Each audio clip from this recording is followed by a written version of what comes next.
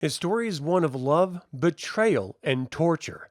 Let's learn more about the tumultuous life of Gilthanas Kanan.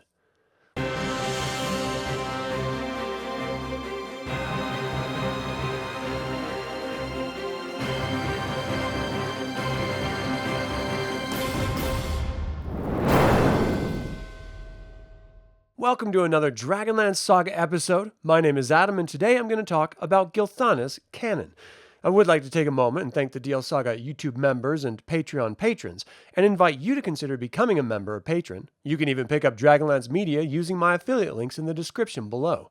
I'm referencing the Chronicles, the Odyssey of Gilthanas, and DD3 Price of Courage for this information. If I leave anything out or misspeak, please leave a comment below.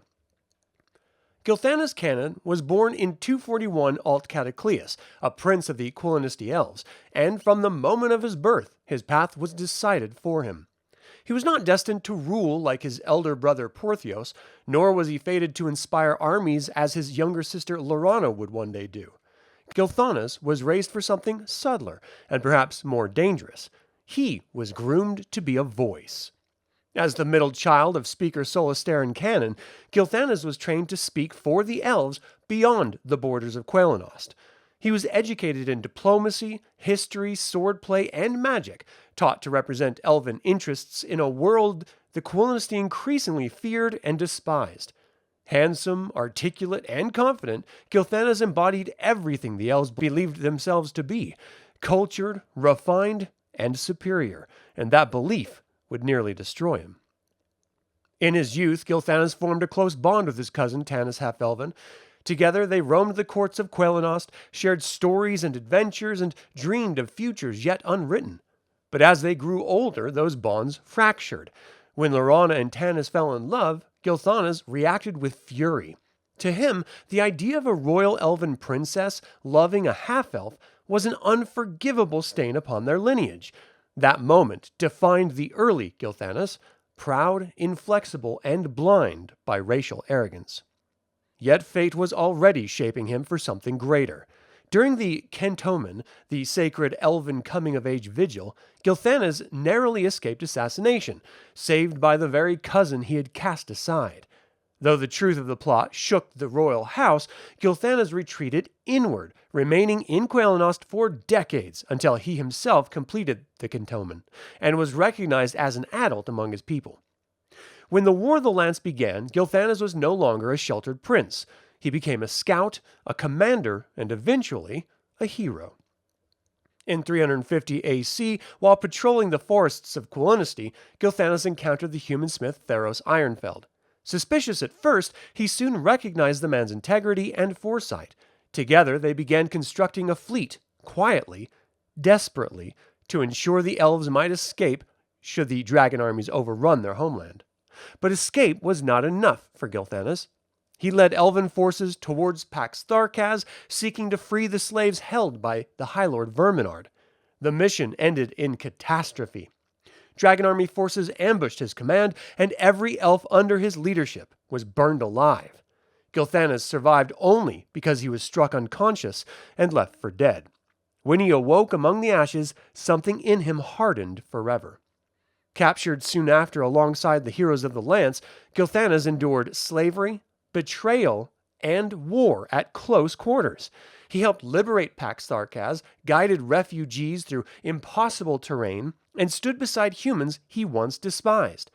Though he felt isolated among them, their courage chipped away at his certainty. Slowly, painfully, Gilthanas began to change. And that transformation accelerated when he met Silvara. In southern Ergoth, Gilthanas encountered the mysterious Kagonisti elf who would alter the course of his life. Silvara was unlike any elf he had known.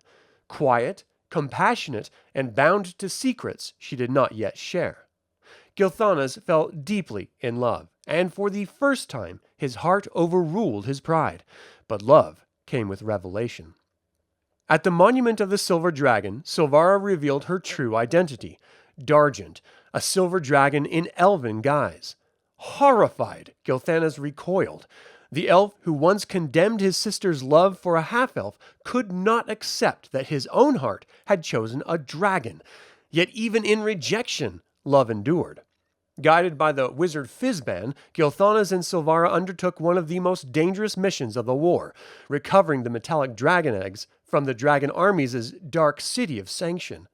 Within the temple of Luercasis, Gilthanas witnessed the creation of draconians and the true horror of the enemy's designs. Their success changed history.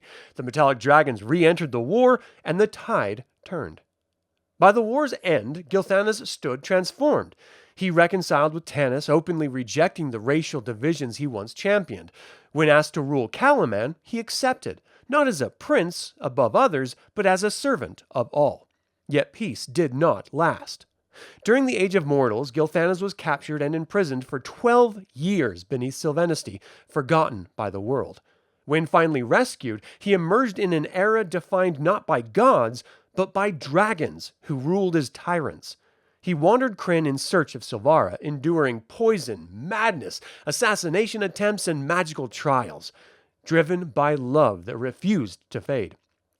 Their reunion came at last during the struggle against the dragon overlords, but fate demanded one final sacrifice.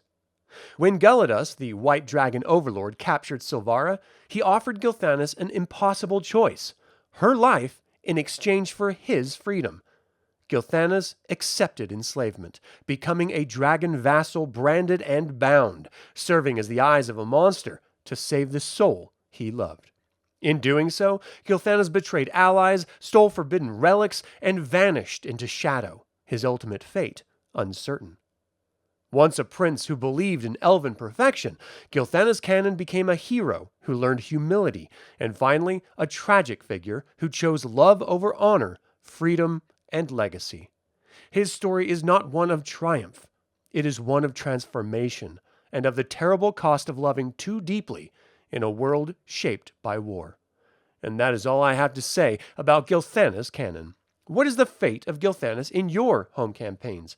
Should happy endings ever be realized in war-torn campaign settings? And finally, what would you have done differently if you were Gilthanas? Leave a comment below. I would like to invite you to subscribe to this YouTube channel, ring the bell to get notified about upcoming videos, and click the like button. It all helps other DragonLance fans learn about this channel and its content.